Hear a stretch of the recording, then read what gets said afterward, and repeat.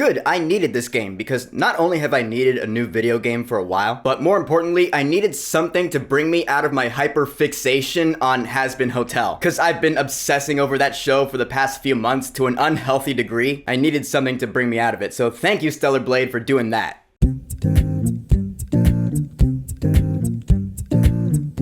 Stellar Blade. So it's funny about this game, like the day I got it, that morning I'd never even heard of it, but then I just saw one tweet about it and I was like, what's that? So I went down the rabbit hole, and the more I learned about it, the more I was like, that looks awesome. I watched footage of it, and eventually I was like, alright, I gotta get this game. When does it come out? It's out now? And so I got the game. So Stellar Blade is a Korean-made game exclusive to PlayStation 5. It's brought to us by Shift Up Studios, the studio behind Nier Automata? A game I haven't played, but I've heard of it at least. Stellar Blade takes place, I imagine, way in the future. Earth has been taken over by these ravenous beings called Naytibas. Humanity is all but wiped out, and you play as Eve, a member of the 7th Airborne Squad, which is stationed up in space, who was sent down to Earth with the sole mission of wiping out all Naytibas and saving humanity. You got a couple of allies in your mission and a pretty good arsenal of weapons at your disposal, and so off we go with our awesome video game, which took me by surprise, because again, like a couple of weeks ago, I'd never even heard of this game. I love how that happens sometimes. So first off, I'll touch on the characters as I usually do, because I do think Eve is an awesome protagonist. I'll get to the controversy in a bit, but just as a character, I think Eve is great, because one thing I really like about her is the fact that she doesn't really want to cause trouble with anyone. It's in her nature to only fight when necessary. She fights to defend and protect, not just to fight. I really like that about her. That's something that makes her different from a lot of other video game protagonists, and it really fleshes her out as a three-dimensional character. And then you have your allies. There's Adam, which, yeah, right off the bat, I was like, Adam and Eve? Really? Yeah, that was done on purpose. He's pretty likable, but even more likable is the other ally you get, who's named Lilith. Well, actually, her name in the game is Lily, but I call her Lilith, because then you have Adam and Lilith and Eve. All that's missing is a guy named Lucy, just saying. But Lily is adorable because she's the cheery type. Whenever she talks and she's all happy, I just want to pinch her cheek, because she's a cutie. She just has a magnetic personality. Now, Stellar Blade is one of those open world exploratory type games where you have different locations and you explore the map. You go on missions, you have your main story quest, and then you have your side quests, you collect extras, you upgrade your tech. If I'm gonna use a phrase that was coined by Mr. Johns, I'd say this game is a Frankenstein type game where it takes elements from a bunch of different games that I'm familiar with anyway, and combined them all into this one game. Like, I definitely noticed elements from the Tomb Raider games, Portal 2, the Star Wars Jedi games, Cyberpunk 2077, which I have played. Like, example, that scene from the 2013 Tomb Raider where you're going down this river trying to dodge obstacles, and if you hit one, you just die really brutally. There's a scene just like that in this game. In the Star Wars Jedi games, you can run along walls. You can do that in this game. It's really familiar gameplay if you're used to those third-person open-world action games, which I personally am, so I felt right at home in Stellar Blade. But before I talk about this gameplay, though, I will touch on the controversy here surrounding this game. And yeah, that is the fact that the wardrobe for Eve and Lily is pretty provocative. Like, the main suit you wear, the one you start out with, it's skin tight, but that is not as bad as it gets. I mean,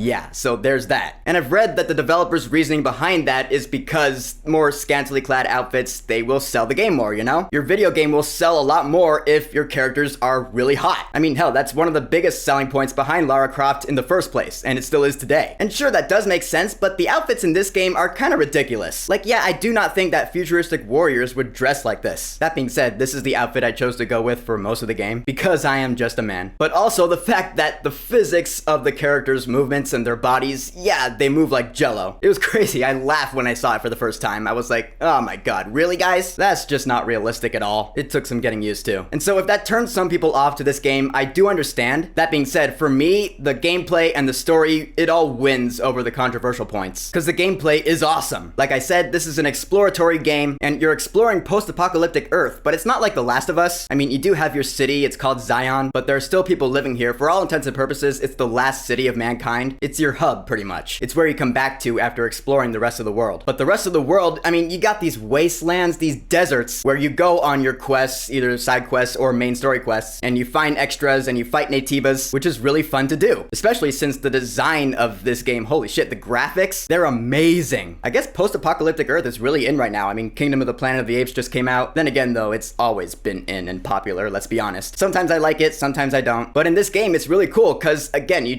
you're in awe of the graphics. The landscapes are just really impressive. I mean, it's PS5, so no wonder. As for the extras you can find, there'll be like these human corpses that you find and you investigate them, and they'll have like little documents on them that add to the world building aspect. It's usually their last words. I wasn't too big on reading those. I guess my favorite extras in the game are in the databank, and they're the character bios or the bios of the enemies, the Naytibas. Those were pretty cool to read. Which, yeah, the Naytibas are awesome. The very first time I watched footage from this game and I saw Naytibas for the first time, I was like, oh sweet, we're gonna be fighting demons right out of Doom. Because Naytibas look just like demons from Doom, which ain't a bad thing, man. These designs are sick, especially when you get to the bosses. Oh my god, who thought up these things? They're just some gnarly designs in this game, dude. And so we get to the combat, and this is another thing out of Star Wars Jedi, because you're fighting with a blade. You have your light attacks and your strong attacks, and you block, dodge, parry. Parrying is really important in the combat of this game. If you don't parry, you're gonna die. You get a perfect parry, and you build up these special moves called beta moves, where you hit L1 and then one of the circular buttons, and you do something awesome. And then eventually you get these moves called burst moves, where you hit R1 and one of the circular buttons, and it does something really awesome. Yeah, the combat is a blast in this game, dude. That's what really kept me locked in, because I love fighting dudes in games, I just do. The action in this game is awesome. There are some cutscenes that get really cinematic and epic when they want to, just like Tomb Raider or Uncharted. But then I will say, at least this is my experience playing the game, it gets really hard towards the end. And as far as difficulty levels go in this game, there's either story mode or normal mode, they call it. I admit I played on story mode because I was more in it for the story, but even so, towards the end, I got my balls kicked in by the last few bosses. I mean, there was a point where I was fighting this one boss. The first time I got my ass kicked so many times, I had to put the game down. I was like, I'm done with this for the day. I was about to rage quit, and it got to the point where I was like, maybe I'm just never gonna beat this game. Maybe I'm just gonna put it down and just never touch it again because of this boss that keeps killing me. But the next day, I was like, you know what? This game is so good, it deserves better than that. I'm gonna pick it back up and beat this boss, and I finally did, and I felt awesome. It was great. And then there were a couple of tough bosses after that, and then the game was over. And I'll say, neither of those other two bosses were as tough for me as that one that made me rage quit. The final boss I beat my first try. All it takes is a little bit of patience to learn how this boss works, when to dodge, when to parry, when to attack, when to shoot with your drone gun, and it's fun as hell. And so with awesome gameplay, an awesome world, a great story, good characters, and everything that comes in that package, what closes it out? The music. The music in this game, dude. I've fallen in love with this soundtrack, man. It's amazing. I mean, no surprise, right? And what sucks is that all that's really out right now for public release is this mini soundtrack, which I've been listening to a lot for the past week or so. I've read that they're planning on releasing the complete soundtrack later this summer, which does calm my nerves because I have to get it. It's awesome. The vocals, the strings, the piano is top tier. In the end, I think Stellar Blade is awesome. The characters, I will say, could have used a little more depth, but the world is immersive, the soundtrack is amazing, and the gameplay is addicting as fuck. It's violent, it's gory and brutal. I'd say this game is worth the full price, because I didn't just put it down once I beat it. I'm in the middle of New Game Plus right now, and I might play this game again a few more times. Who knows? Trust me on this though, it's worth it. So, Stellar Blade, have you played it? What are your thoughts on it? Whatever you think, go ahead and leave a comment. And of course, thank you for subscribing. Peace!